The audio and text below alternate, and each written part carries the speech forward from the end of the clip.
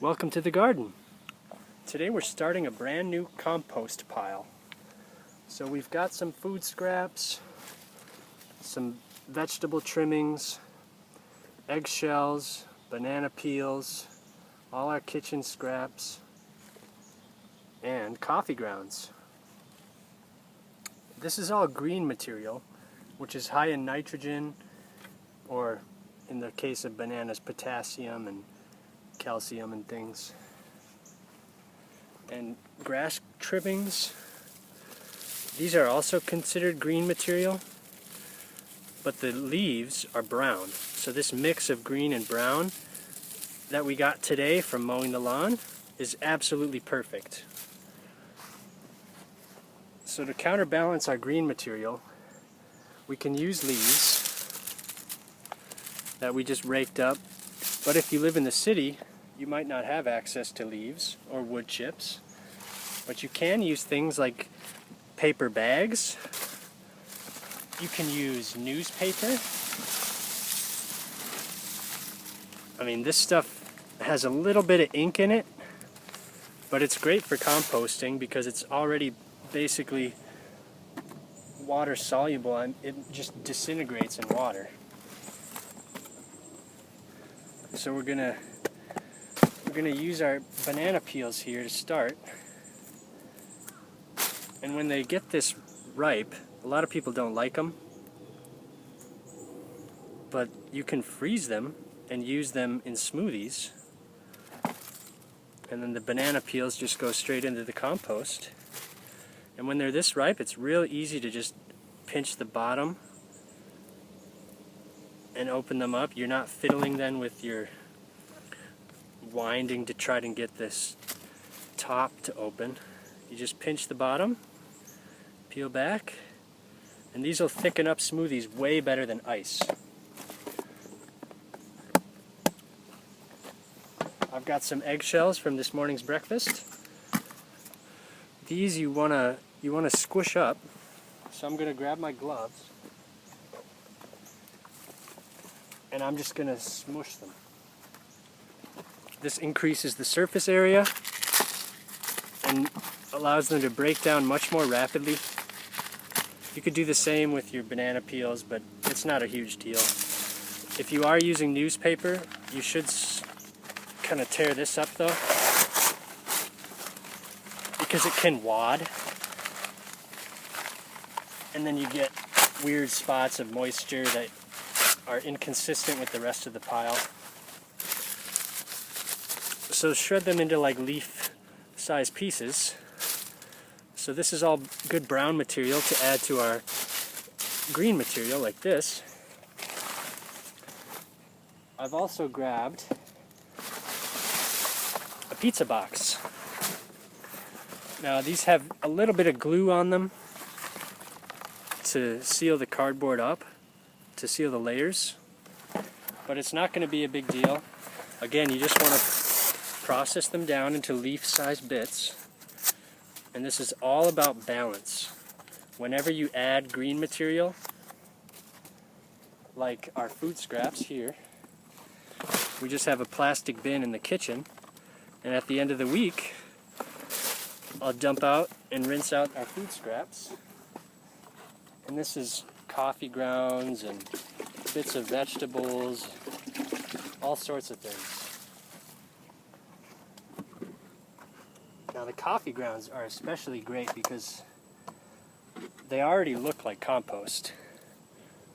These things are virtually finished as is. And they'll add some nitrogen.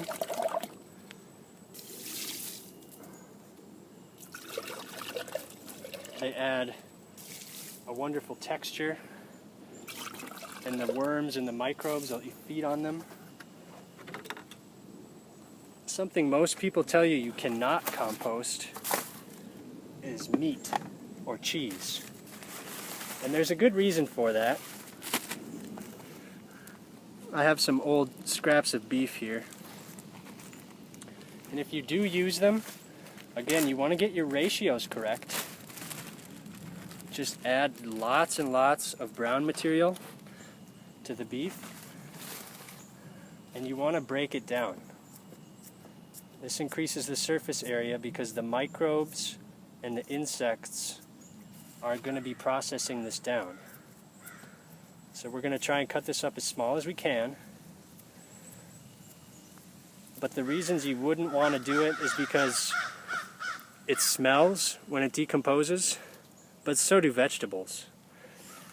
But the second reason is because of that smell, it can attract animals and they can dig around in your compost looking for meat. So you do want to bury this deep if you are going to do this. And you can use bones from a chicken or Thanksgiving dinner. Just make sure to bury them down deep. Or if you're really worried, you can boil them for hours and hours until they basically turn to mush.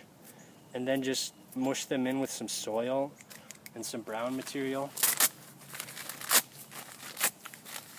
So to make extra sure that no animals smell these, we're going to cover them with our coffee grounds and our brown material and all our kitchen scraps. And I'm going to bury these down deep and top them with sticks. That'll provide like a cage, and just in case something does try to dig them out. And then it's a good idea to add some native soil or some of your other pile, your compost pile, if you have it, and that'll jumpstart it. So when this is all done, my favorite way to use it is to sift it. So I've made this sifter here just out of some, what is it, like wire screen? I forget what they call this, but it's readily available at your hardware store. And I've just mocked up a quick frame and tacked it in with nails. Now you don't have to have 100% finished compost to have to sift it. This stuff is sort of half finished. You should be able to see that you've got some grass trimmings here, a piece of eggshell that's not 100% done. But most of this is fine and finished and will fall through the grates. So I just work it back and forth, and it's best when it's dry. It falls through the cracks really easily. And then you're left, well, yeah, watch out for worms. You want to save your worms. These are your friends. Then you just take the big stuff that didn't fall through and toss it aside. So we're just going to quick do this little batch, and I'll show you the finished result that goes on the garden. And it makes a huge difference when you're adding this into your finished garden. Here's actually a piece of chicken bone. Hard to recognize. It's still pretty tough. But you can compost meats and bones as long as you do it properly. Just remember, you've got to get your ratios correct. So when in doubt, just add more brown material. That's going to be sticks, dried leaves. They must be dried. If they're green, they're considered nitrogen. And if they're brown, they're considered carbon. And the carbon feeds your microbes, which is basically the stomach of your compost. So save your worms. They don't like to be run through the sieve, obviously. But here we are. Let's take a look at our finished product. This is absolutely beautiful compost. Look at that.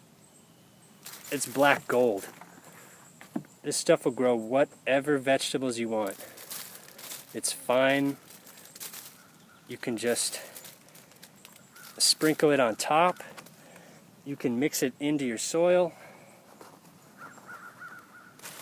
I'm actually just going to leave this, add some more leaves, And the next time we fill up our kitchen scraps, I'll just pile that on top and then add more leaves. So it's like a brown and green material sandwich. So this is a brand new compost pile. So I hope you start one at your house, whether you live in the suburbs or in the city. Remember, you can compost things like newspaper, cardboard boxes, paper bags. Anything paper is good to go. So thank you for watching. Hope you enjoyed the video. We'll see you next time.